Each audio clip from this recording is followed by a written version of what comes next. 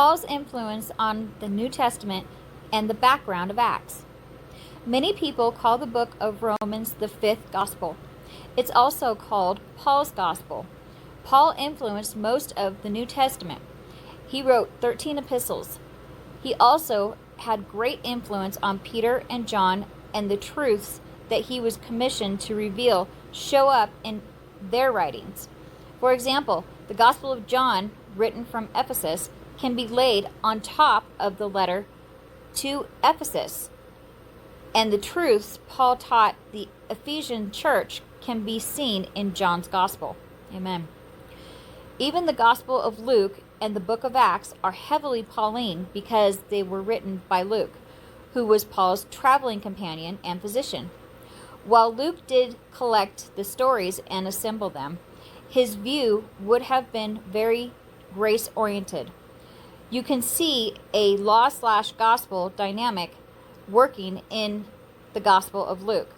In that gospel, especially in the parables, you see Jesus raising the demand in order to cause you to cry out for a solution outside of yourself. That solution is salvation. Amen. That is the law/grace or law/gospel paradigm. The law acts as a schoolmaster showing you your need, and then the grace comes through the gospel to satisfy that need. Galatians 3:24 and 25. Amen. The book of Luke and the book of Acts were said to be Luke's documentation for Paul's trial documents. The book of Acts has a special focus on Paul. Many people think Acts is the story of the church doing miracles and preaching the gospel after receiving the Spirit from the ascended Christ. This is true, but it is also the story about how the church stayed in Jerusalem and was bound up by the traditions in Jerusalem and a loyalty to Moses and the law and the temple. This created many issues. Acts also shows us the early church struggled to reconcile their knowledge of the kingdom to surprising realization that Gentiles could be saved apart from works. We learn that the Jewish church persecuted Peter when he ate with Cornelius in Acts 10 because he ate with Gentiles. We see how Peter declined in his influence and eventually left Jerusalem, and how James, out of nowhere, ascended to take the position of leadership. From Galatians, we learn that at this point, Peter ended up in Antioch. We can see how profoundly the persecution from the church in Jerusalem impacted him when brothers from James came to Antioch. Because of fear of them, Peter separated from the Gentiles and had to be corrected by Paul. Galatians 2:11 through 14. The Jewish church's persistence in its loyalty to Moses and the law and the temple caused many negative influences to come in. Judaizers, false brothers, and zealous Zionists, as well as legalistic believers, caused great trouble for the churches, and eventually the trouble in Antioch led to the first big council described in Acts 15. Amen. Here we see Peter again in Jerusalem, powerfully standing with Paul. Paul went to Jerusalem to declare the revelation that had been given to him and to clarify the matter of justification by faith and contend for the gospel in the face of much disputation. Amen. Peter was able to stand with Paul and speak on his behalf and remind them about what happened at Cornelius's house, and to tell them not to put the yoke that they were not able to bear onto the Gentiles. Acts 15:7 through 11.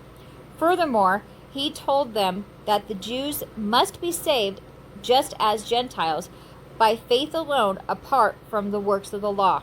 Amen. Acts continues with Paul's missionary journeys and how God used Paul to reach out to the Gentiles and the trouble that followed him everywhere he went, primarily from Jerusalem. Then it's the story of how he went back to Jerusalem again by revelation in Acts 21, knowing that bonds and afflictions awaited him there. Acts 20, 22, and 23. When he arrived at Jerusalem, James and the brothers insisted that they take a vow in the temple to show that he had not apostatized from Moses, and that he walked orderly, keeping the law, because they had thousands upon thousands that believed in Jesus, but are zealous for the law. Acts 21, 19 through 24. Eventually, through that situation, a riot broke out. Paul was arrested and turned over to the Romans for sedition, exactly as the prophets throughout his journey had foretold. Acts 20 to 23. Amen.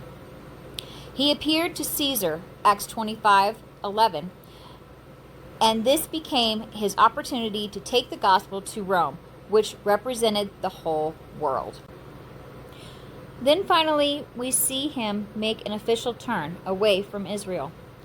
When they hardened themselves and wanted to continue disputing, Paul confirmed Isaiah's proclamation that their hearts had become blind, and said he was now going to the Gentiles. Acts 28, 25 through 28. Paul was in prison and was in bonds, but that was his opportunity to go to Rome, which was the heart of where the gospel would go out to the whole world. That's what Paul wanted, and that's what he got. And that's the book of Acts. Acts ends with Paul getting ready to go to Caesar. Then, what book do we have? Romans. Amen. The epistle of Paul was most likely written during 57-58 AD, while Paul was at the church in Corinth. It was addressed to God's beloved in Rome. That there was a church in Rome represents an amazing accomplishment. Remember, in Philippians, Paul said, "Those in Caesar's household greet you." Philippians 4:22. This is the highest note of victory in his ministry. For the gospel to reach Rome and even the household of Caesar meant it was going to have an influence on the Gentile world. Amen.